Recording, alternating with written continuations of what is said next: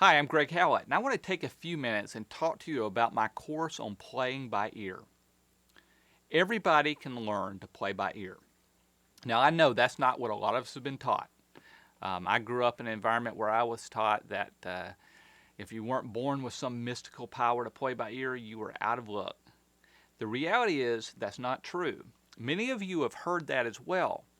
I want to take just a few minutes and show you a clip from the beginning of the course where I address that myth and hopefully convince you that you too can learn to play by ear. Watch this.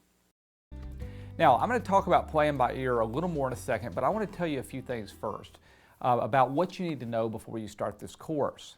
I should actually call this course How to Learn How to Play by Ear If You Know How to Read Music, because the reality is this course is designed for musicians and pianists that already know how to play music, how to play printed music. I'm going to teach you a strategy that's specifically designed for you, musicians that know how to read music. If you're a pianist that plays by ear or doesn't play at all, then you may get a little lost in this course based on the tack we're going to take. So I do assume that you know something about playing music, reading music. You should know what a whole note is and a half note and your bass clef and treble clef and all the various things that you learned during your first few years of piano lessons. You should know a little bit about theory. Now we're going to cover theory very, very thoroughly in this class, but it still would be helpful if you knew a little bit about basic theory, such as things about how to build a scale, how to play a major scale, things like major and minor triads. Very, very basic theory that you probably got during your first few years of piano lessons as well, if your teacher was like mine and gave you the little theory book and an assignment every week that you forgot about. That was what happened to me. If you did those things, you're probably good to go as far as this course. If you had a few years of music education and a little bit of theory, you're good to go. I think I can help you in this course. Now let's talk about playing by ear. All of us have heard the stories about the little prodigies, right?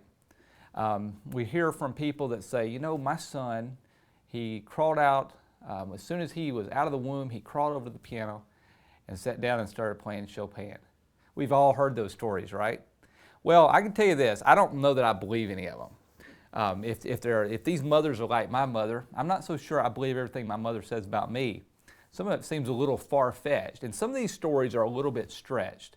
But on the other hand, there is no doubt that some people are born with an ability to play by ear. It's a natural ability.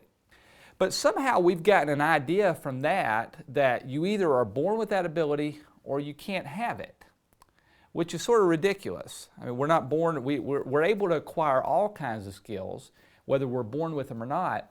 Playing by ear is the same way. You don't have to either be born with it or you're out of luck. You can learn to play by ear. Now, the reason I know that's true is because I'm a case in point.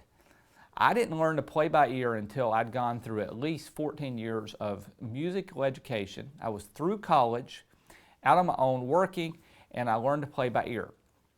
I picked it up very simply by playing. I forced myself to play without a book, and before long I could play by ear. Now, I'm not perfect. I've never met a perfect pianist that plays any style, any way, by notes or by ear, but you can get very, very good with this skill even if you never have played by ear before. So we're going to talk about a strategy that I teach to help people learn to play by ear. It's a very, very simple strategy. I know it works because I use it on my kids. Now my children are young. They're in normal classical music in piano lessons. Well, one is a violinist, one is a pianist. And they study the traditional route, just like you and I did. We studied classical music for years and years. And in the summertime, they take a break. And that's when I give them lessons on playing by ear. And what I do is this, I'll give them a lesson every day. I'll give them a song and I'll say, learn the melody today. And then the next day I might come in and say, okay, add harmony to it. And I'll tell you exactly how to do all these things as we go. And then I teach them how to sort of fancy it up a little bit. And it's a strategy that works. For a while it's slow, and then they get better and better at it until you can give them a song in the morning and that night you come home and they can play it fairly well. Even my little violinist girl can do that, even though she doesn't take formal piano lessons.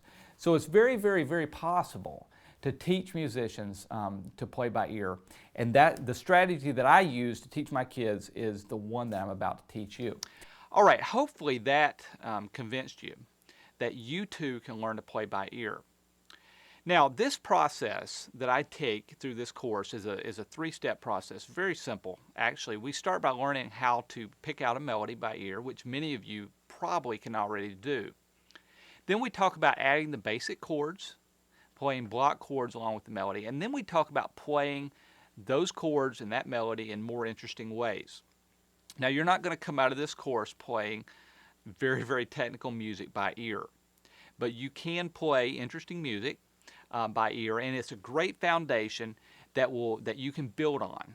And if you work on this for a while, just like you learned to sight read music, you learn this skill, over time you'll get better and better, and you'll get to the point where you can play well, very, very well, by ear. Remember, I think in the clip I said earlier, I didn't learn to play by ear till I was out of college. And if I can learn to play by ear, you can too. Now, I want to show you one more clip from the course. This is a clip where I discuss the concept of fills. Now, I'm a Southerner, so when I say fills, I know that means different things based on the way my pronunciation, but I mean F-I-L-L-S, fills. Fills are places in the song where you have to fill up dead space. And we talk about that through this clip. How do you fill up dead space using what we learned earlier in the course? So just take a quick listen.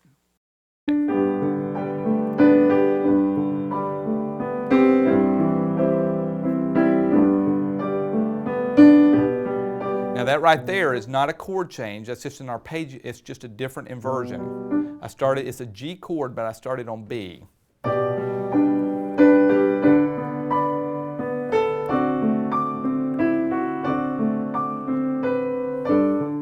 Okay, now let's go on to the bottom of that page. Here's an example of where we'd invert a chord in a pattern. Now let me show you what's going on here. We're going to fill again in the right hand, but instead of just playing the same chord up an octave, we're going to invert the chord.